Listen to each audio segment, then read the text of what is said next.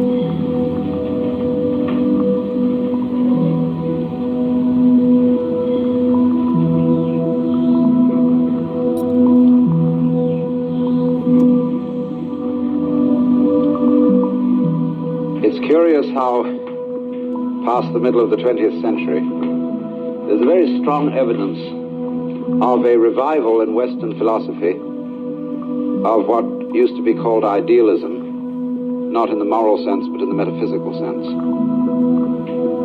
That is to say, of the feeling that the external world is in some way the creation of the mind. Only we come to this point of view with very different assumptions than were held by people like Hegel or Berkeley or Bradley, great idealists of the European metaphysical tradition,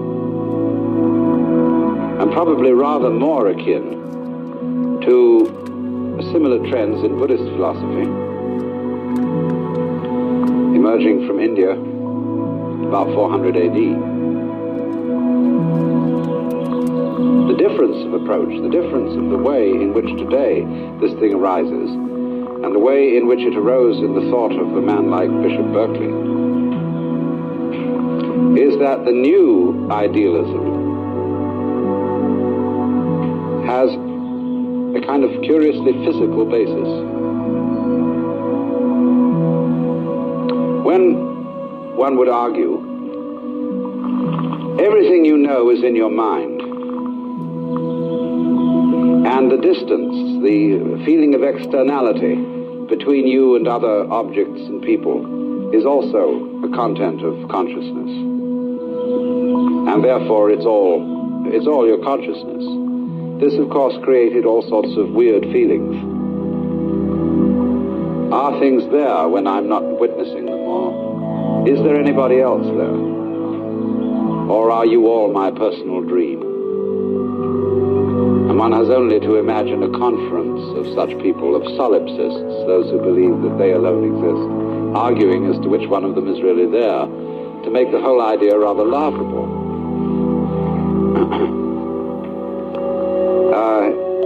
And furthermore, there seemed to be no clarity in such philosophical thinking as to what the term mind or consciousness meant. It had long associations with the miasmic and the gaseous by way of images. Mind and soul and spirit were always vague and formless. And matter, by contrast, was very rugged,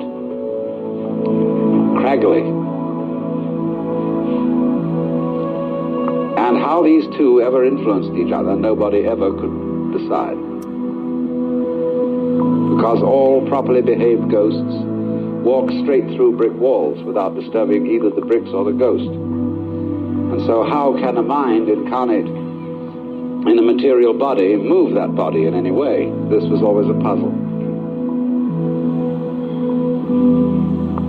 So people began to think that the differentiation between mind and matter was of no use. Because actually what happens in making such a differentiation is that you impoverish both sides of it. When you try to think of matter as mindless, or mind as immaterial, you get a kind of a mess on both sides. It's the same way when you get a mystic who's not a bit of a sensualist, and a sensualist is no whit of a mystic. Such a sensualist is boring. Such a mystic is a fanatic. Too spiritual. It's the same when we divide the medical profession from the priesthood. Both are losers. Not just because they lose their so-called opposite half. But the problem is when you separate a doctor from a priest,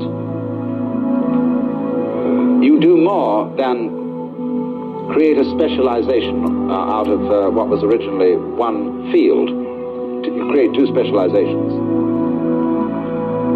Because a priest-physician is more than a priest plus a physician. By having, as it were, the binocular vision from medicine and from religion, he just doesn't see two added areas. He sees the area in 3 dimensions as a result of this combination. Well, in a similar way, when we have the concepts of mind and matter working separately, both are impoverished. Mind becomes vague, kind of gas, psychic gas, and matter becomes mere stuff. But you see, what has enabled us to make a transition is, first of all, above all, I would say, 2 sciences, biology and neurology. Because through biology, and to some extent physics, the method of physics has shown us that the idea that man can be an objective observer of an external world that is not himself, so that, as it were, he can stand back from it and look at it and say, what is out there? We see that this cannot be done.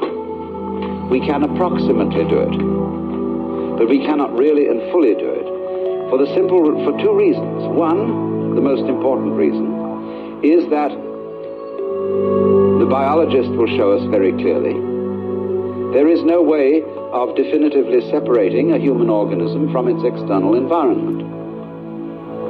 The 2 are a single field of behavior. And then furthermore, to observe something, either simply by looking at it, or more so by making experiments, by doing science on it, you alter what you're looking at. You cannot carry out an observation without in some way interfering with what you observe. It is this that we try when we're watching, say, the habits of birds, to be sure that the birds don't notice us, that we're watching.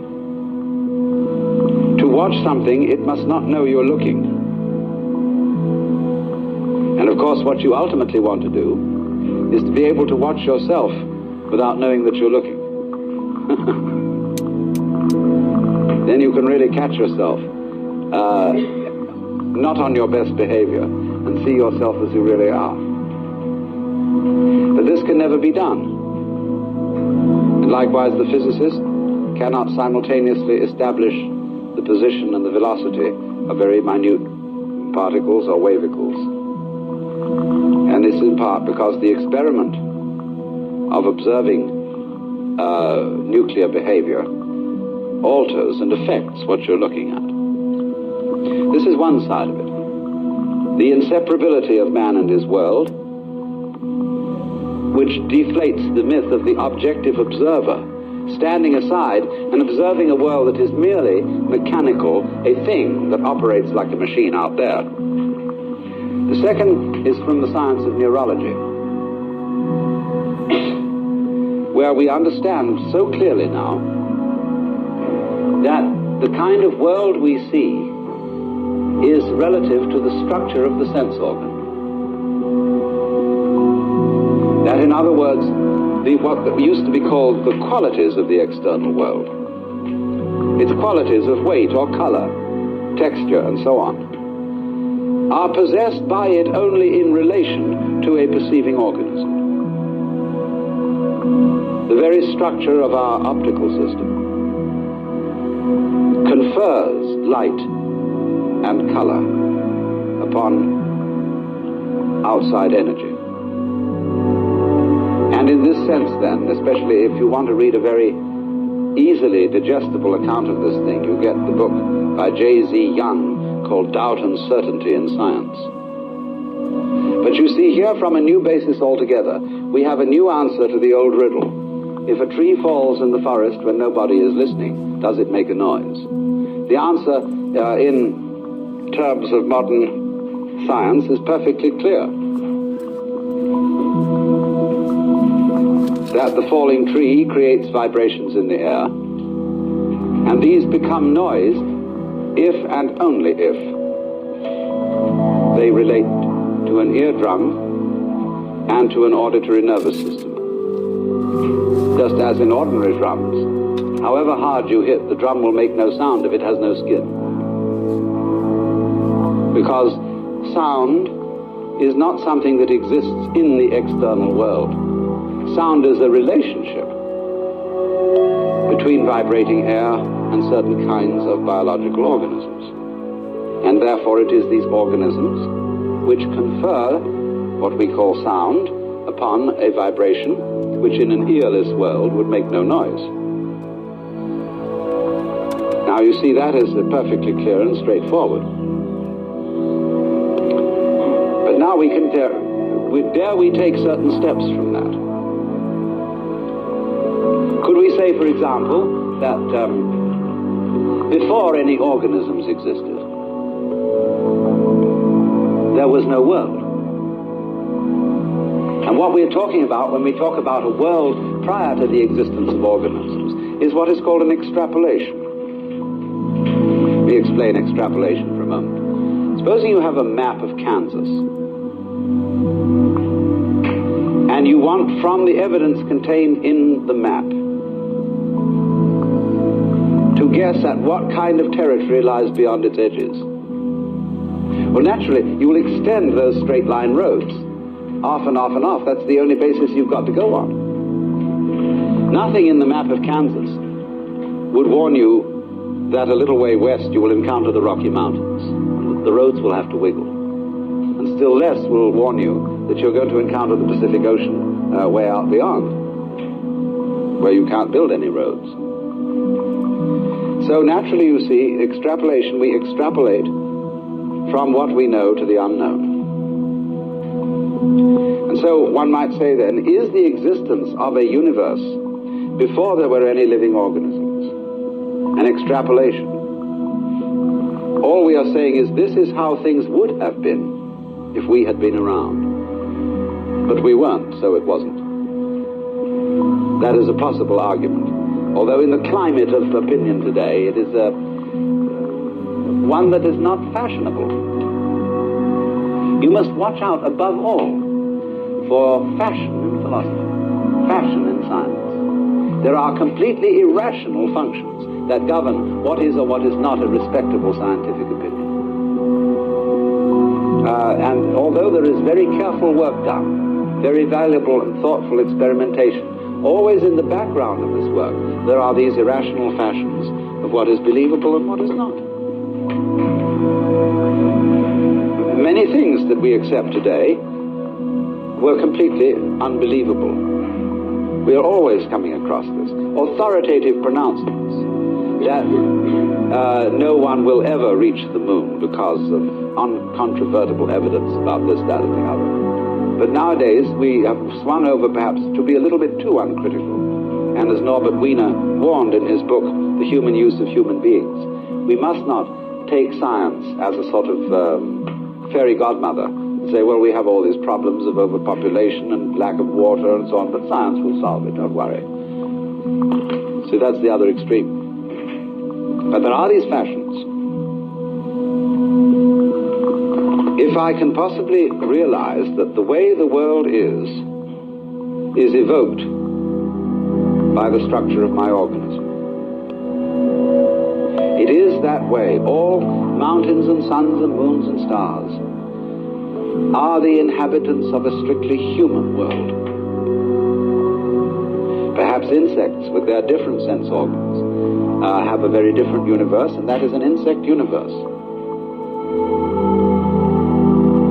This is, again, it seems to be a recrudescence of what used to be called the pathetic fallacy, which was the attribution of human qualities and emotions to natural phenomena. The wind sighs in the trees. My heart is sad.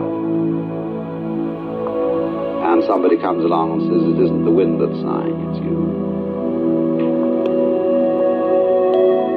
True and not true. Because you wouldn't be able to sigh if there were no wind. And you sighing and wind blowing go with each other. I've invented this new word, go with. G-O-W-I-T-H, or goes with. It is to replace the idea of causality. Certain things go with each other. And sighing wind goes with a same world in which there are human hearts and human emotions. And if there were not a world with human hearts and emotions, there would be no wind. And if there were no wind, air, there would be no human hearts and emotions. It's a transaction. It's reciprocity. Every event, then, in the external world is as dependent on the observer for its happening as, for example, is a rainbow. The sun is shining, and there's moisture in the atmosphere. And the sun, being at the right angle to the moisture, makes a rainbow. And if somebody is there, they see the rainbow. That is a mythology, a way of putting things that is acceptable to us in the current climate of philosophical and scientific fashion. But I want to put it in another way. The sun is shining, and there is a person standing. If there were moisture in the atmosphere, there would be a rainbow. But there isn't. So there is no rainbow. If you want to be fair, there is no rainbow if nobody is watching it, you see. And what applies to the tenuous, filmy, luminescent rainbow applies equally well to the hardest rocks, the solidest mountains, and the hottest fires. Because all existence is a relationship. It's like the skin of the drum. If it's not there, it will no amount of hitting a non-existent skin will produce any noise. So you see, energy is, we can see this, energy is relationship. We can see the falling fist and the skin of the drum, boing, like that. And if there isn't both the falling fist and the skin, no noise, no existence. But existence is not only the impact of rocks upon each other. Existence requires, always as its third, you can get the rocks knocking, the sun and the moisture, the tree crashing to the ground, the sun pouring out electrical energy. But none of these things constitute existence until related with the neurological complex. But then you have to look backwards and say at the same time, the neurological complex belongs to the same world as the sun. It's a physical pattern, physical behavior, physical energy.